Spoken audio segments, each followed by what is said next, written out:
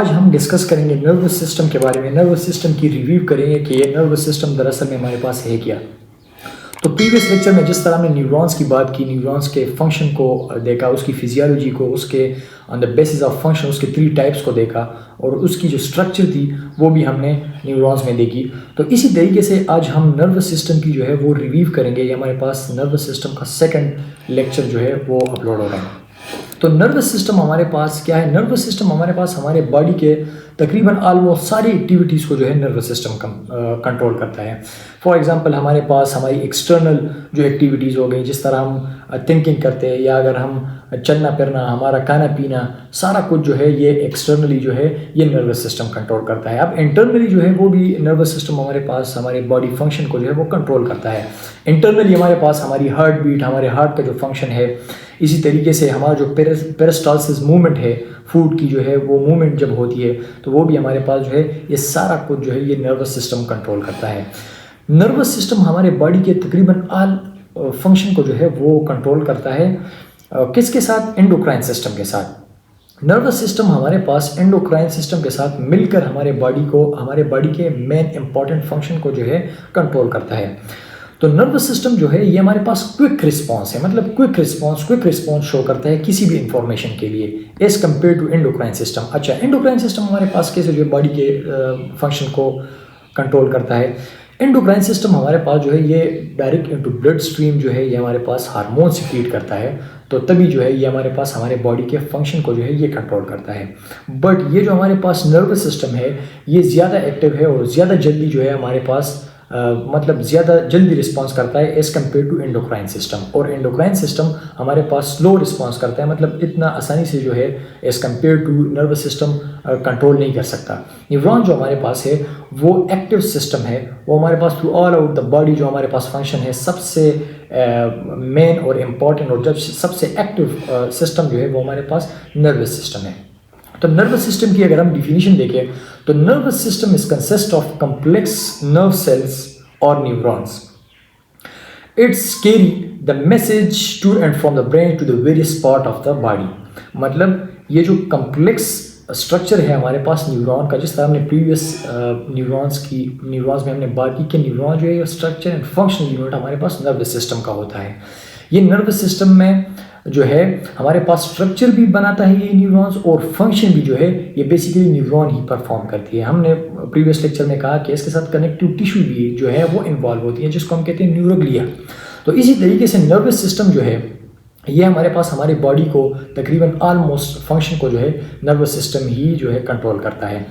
जिस तरह हमने इसकी डिफिनीशन में बात की कि ये मैसेज को ट्रांसफ़र करता है थ्रू एक्सट्रीमिटीज़ से ब्रेन तक और फिर ब्रेन से जो है एक्सट्रीमिटीज़ तक, जिस तरह हमने मोटर्स और सेंसरी न्यूरॉन्स में भी पढ़ा। तो इसी तरीके से हमारे पास जो नर्वस सिस्टम है वो मैसेजिंग करता है। इसमें भी अगर हम आप एग्जांपल को देखें, अगर किसी चीज़ को हम जो है गर्म चीज़ को अगर हम हाथ लगाएं तो हमारे पास थ्रू सेंसरी नर्व जो है वो वहाँ पे नर्व इम्पल्स जनरेट होती हैं और जब वो नर्व इम्पल्स ट्रांसमिट होती है थ्रू सेंसरी न्यूरॉन्स ब्रेन तक चली जाती है, स्पाइनल कॉर्ड तक चली जाती है और स्पाइनल कॉर्ड से फिर अल्टीमेटली ब्रेन की तरफ चली जाती है। जब ब्रेन की तरफ चली जाती है तो वहाँ पे डिसीजन मेकिंग होता है, वहाँ पे रिस्पांस होता है। तो जब वो रिस्पांस करता है तो वही नर्व इम्पल्स जो होती हैं उसको थ्रू मोटर्स न्यूरॉन जो है वो एक्सट्रीमिटीज़ तक या एफेक्टर्स तक लेके आ जाती हैं। तो ये हमारे पास बेसिकली नर्वस सिस्टम का जो है ये हमारे पास यही फंक्शन है कि ये हमारे पास मैसेजिंग करता है। बेसिकली जो न्यूरॉन का फंक्शन है वही हमारे पास नर्वस सिस्टम का फंक्शन है। लेकिन इसको सिस्टम क्यों कहते हैं? सिस्टम इस वजह से कहते हैं कि एक consist of complex network of nerve cells और न्यूरॉन्स, ये हमारे पास एक ही चीज़ है। तो ये हमारे पास कम्प्लेक्स सिस्टम है न्यूरॉन की, मतलब बिलियंस ऑफ न्यूरॉन जो है वो हमारे पास हमारी इस सिस्टम में होते हैं और यही सिग्नलिंग का काम हमारे पास सिग्नलिंग का काम करती हैं कोई भी स्टिमुलस से या बाय भी किसी भी इंफॉर्मेशन से। तो ये नर्वस सिस्टम जो है ये हमारे पास डिवाइडेड है इनटू 3 बेसिक सिस्टम्स। एक है सेंट्रल नर्वस सिस्टम और एक है पेरिफेरल नर्वस सिस्टम। एक है सेंट्रल नर्वस सिस्टम और दूसरा है पेरिफेरल नर्वस सिस्टम। तो हम डिस्कस करेंगे पहले सेंट्रल नर्वस सिस्टम को। सेंट्रल नर्वस सिस्टम नाम से ही जाहिर है कि सेंट्रल मतलब इसमें मेन पार्ट जो है वो है ब्रेन। सेंट्रल नर्वस सिस्टम में हमारे पास ब्रेन एंड स्पाइनल कॉर्ड आ जाते हैं। अच्छा, अब ब्रेन जो है ये हमारे पास एक ऐसा बॉडी का पार्ट है जो हमारे पास हमारे पूरे नर्वस सिस्टम को कंट्रोल करता है। ये सारे जितनी भी है ये सिग्नलिंग का काम करती है। वाहिद जो ब्रेन है ये हमारे पास डिसीजन मेकिंग, रिस्पॉन्स, मतलब जो भी मैसेज आया उसका रिस्पॉन्स कैसे देना है वो जो है वो बेसिकली ब्रेन का काम होता है कि ब्रेन जो है उसकी बिहाफ पर होता है कि वो रिस्पॉन्स जो है ब्रेन देगा। तो ब्रेन हमारे पास हमारे स्कल में जो है मौजूद होता है, मतलब प्रोटेक्शन में मौजूद होता है। इसके बाद जो ब्रेन हमारे पास है वो हमारे पास हमारे क्रेनियम में मौजूद होता है। और अगर हम स्पाइनल कॉर्ड की बात करें तो स्पाइनल कॉर्ड हमारे पास, spinal cord is a long tube-like structure which is arise the base of the brain through foramen magnum। मतलब ये भी हमारे पास एक लॉन्ग ट्यूब लाइक स्ट्रक्चर है जो हमारे पास ब्रेन के एंड से जो है निकला हुआ है फोरामेन मैग्नम के जरिए। ये भी हमारे पास एक ट्यूब लाइक स्ट्रक्चर है, मतलब ऊपर जो हमारे पास ब्रेन है वो स्कल में पड़ा हुआ है, क्रेनियम में पड़ा हुआ है। तो इसी तरीके से यही ब्रेन जो है वो ट्यूब लाइक स्ट्रक्चर में हमारे पास वर्टिब्रल कॉलम में जो है मौजूद होता है, जिसको हम स्पाइनल कॉर्ड कहते हैं। मतलब tube like structure which is arise base of the brain, मतलब ब्रेन का जो बेस है उससे एराइज हुआ है। और बैर किस तरह हुआ है? Through foramen magnum. मतलब ब्रेन का जो एंड है वहाँ पे हमारे पास एक होल है, वहाँ पे हमारे पास एक ओपनिंग है जिसको हम कहते हैं फोरामेन मैग्नम। उसी के थ्रू हमारे पास जो स्पाइनल कॉर्ड है वो नीचे आया हुआ है। तो इसी तरीके से स्पाइनल कॉर्ड भी जो है वो भी प्रोटेक्ट किया हुआ है बोन्स ने हमारे पास। जो हमारे पास वर्टिब्रल कॉलम है उसके अंदर हमारे पास जो है स्पाइनल कॉर्ड मौजूद होता है। जिस तरह क्रेनियम में हमारे पास ब्रेन मौजूद होता है, इसी तरीके से स्पाइनल कॉर्ड भी हमारे पास जो है वो वर्टिब्रल कॉलम में मौजूद रहता है। ये वर्टिब्रल कॉलम और जो ब्रेन है इसके हमारे पास जो है इसके अंदर फिर हमारे पास ब्रेन के अंदर हमारे पास ये जो ब्रेन है क्रेनियम के अंदर ये हमारे पास एक मेनिंजिस का लेयर है जो ब्रेन को प्रोटेक्ट करता है। इसके फिर 3 लेयर्स हैं, पाया मैटर, ड्यूरा मैटर और जो है एरकनाइड मैटर। पाया मैटर जो हमारे पास है वो इनर मोस्ट लेयर है ब्रेन का, मेनिंजिस का, और जो एरकनाइड मैटर है वो हमारे पास मिडल लेयर है हमारे पास मेनिंजिस का, और जो आउटर मोस्ट लेयर है उसको हम ड्यूरा मैटर कहते हैं। इसी तरीके से स्पाइनल कॉर्ड जो है उसके वो भी जो है मेनिंजिस से कवर हुआ है उसमें, मतलब प्रोटेक्शन के लिए। उसी मेनिंजिस के दरमियान जो लेयर्स हैं उनके दरमियान हमारे पास CSF मौजूद होते हैं जिसको हम कहते हैं सेरेब्रोस्पाइनल फ्लूइड, जो हमारे पास हमारे न्यूरॉन्स को जो है नरिशमेंट प्रोवाइड करती हैं। इसी तरीके से जिस तरह हमने बात की कि सेंट्रल नर्वस सिस्टम में हमारे पास ब्रेन और स्पाइनल कॉर्ड इन्वॉल्व होता है, इसी तरीके से अब हम बात करेंगे पेरिफेरल नर्वस सिस्टम की। हमने कहा नर्वस सिस्टम जो है 2 पार्ट में डिवाइड है कि सेंट्रल नर्वस सिस्टम और दूसरा है पेरिफेरल नर्वस सिस्टम। अब हम पेरिफेरल नर्वस सिस्टम की बात करेंगे। Peripheral nervous system is consist of all the nerves which is out from the brain and spinal cord. मतलब जो पेरिफेरल नर्वस सिस्टम है वो हमारे पास उनमें सारे न्यूरॉन्स आ जाते हैं। ये न्यूरॉन्स हमारे पास कहाँ से अराइज होते हैं? ये हमारे पास ब्रेन से अराइज होते हैं, ये हमारे पास स्पाइनल कॉर्ड से अराइज होते हैं। जो न्यूरॉन्स हमारे पास ब्रेन से अराइज होते हैं इसको हम कहते हैं क्रेनियल नर्व्स, और जो नर्व्स हमारे पास स्पाइनल कॉर्ड से अराइज होते हैं उसको हम कहते हैं स्पाइनल नर्व्स। तो क्रेनियल नर्व्स पे भी अलग एक टॉपिक हम बनाएंगे क्योंकि क्रेनियल नर्व भी जो है इंतहाई मोस्ट इंपॉर्टेंट है। तो इसी तरीके से जो पेरिफेरल नर्वस सिस्टम है उसमें हमारे पास ये सारे न्यूरॉन्स आ जाते हैं। इसी तरीके से पेरिफेरल नर्वस सिस्टम जो है ये फर्दरली डिवाइड हुआ है इनटू 2 सिस्टम, जिसमें हमारे पास है एक है ऑटोनोमिक नर्वस सिस्टम और एक है somatic nervous system. Autonomic nervous system हमारे पास हमारे बॉडी का वो सिस्टम है जिसमें हमारे पास हमारी इनवॉलंटरी मूवमेंट जो है, इनवॉलंटरी मूवमेंट्स हमारे पास इनमें जो है कंट्रोल, मतलब इनवॉलंटरी मूवमेंट इसमें हमारे पास होती है।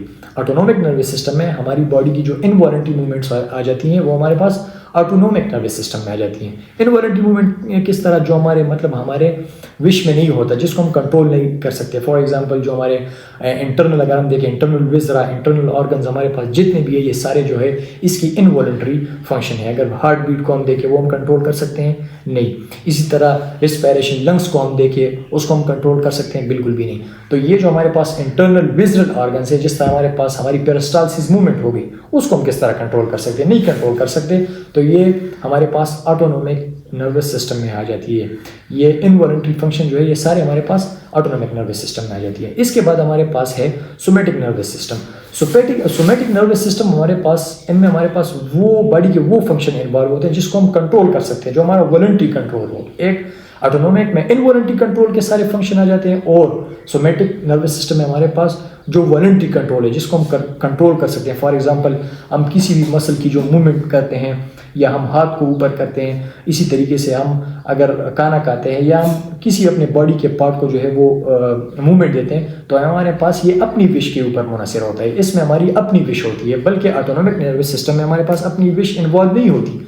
सोमेटिक नर्वस सिस्टम में हमारी अपनी विश होती है कि हम जो है हम खुद परफॉर्म करते हैं हमारी अपनी इजाज़त से। इसी के बाद ऑटोनोमिक नर्वस सिस्टम फर्दरली हमारे पास 2 बेसिक सिस्टम में डिवाइड हुआ है, जिसको हम कहते हैं सिंपैथेटिक नर्वस सिस्टम और parasympathetic nervous system. Sympathetic nervous system हमारे पास जो है जिस तरह फाइट एंड फ्लाइट रिस्पांस होता है, मतलब सिंपैथेटिक नर्वस सिस्टम में body prepared for the sudden stress. Sympathetic nervous system में बॉडी क्या करती है, prepared for the sudden stress, मतलब फाइट एंड फ्लाइट रिस्पांस के लिए बॉडी को प्रिपेयर करती है। लेट सपोज अगर सडनली हम जो है किसी भी बाहर निकले और शेयर को देखें, तो मतलब ये हमारे पास एक फाइट एंड फ्लाइट रिस्पांस हो गया, एक इमरजेंसी जो कंडीशन होती है, इसमें हमारे पास सिंपैथेटिक नर्वस सिस्टम जो है ये काम करता है। जिस तरह हमारा हार्ट बीट को बढ़ा देता है, हमारी रेस्पिरेटरी रेट को जो है वो बढ़ा देता है, टेम्परेचर को साथ बढ़ा देता है, क्योंकि ये फाइट एंड फ्लाइट रिस्पांस है। इसके बाद हमारे पास है parasympathetic nervous system. Parasympathetic nervous system works in state of rest, मतलब पैरासिम्पैथेटिक नर्वस सिस्टम जो है ये हमारे पास इन स्टेट ऑफ रेस्ट में काम करता है। स्टेट ऑफ रेस्ट में किस तरह काम करता है, ये हमारे पास एनर्जी को कंजर्व करता है, एनर्जी को कंजर्वेटिव रखता है, एनर्जी को कंजर्व रखता है, ताकि जब भी हमारे पास कोई इमरजेंसी सिचुएशन हो या सिंपैथेटिक नर्वस सिस्टम एक्टिव हो जाए, तब हम इस एनर्जी को जो है उठा के इसके ऊपर यूज़ कर सकें। तो ये था हमारे पास नर्वस सिस्टम की ओवरव्यू। किस तरह हमने पढ़ा, nervous system consist of 2 parts, 2 basic system, central nervous system, peripheral nervous system. Then peripheral nervous system divide into 2, autonomic nervous system, somatic nervous system. Then autonomic nervous system divide into 2, sympathetic nervous system and parasympathetic nervous system. I hope आप लोगों को समझ आ चुका होगा। तो and में आप लोगों से दरख्वास्त है कि हमारे चैनल नर्सिंग विद खान को सब्सक्राइब करें, बेल आइकन के बटन को दबाएं, ताकि डेली जो बेसिस लेक्चर्स हैं आप लोगों को वो मौसूल हो और आप ज़्यादा से ज़्यादा फ़ायदा उससे उठा सकें। अस्सलाम वालेकुम।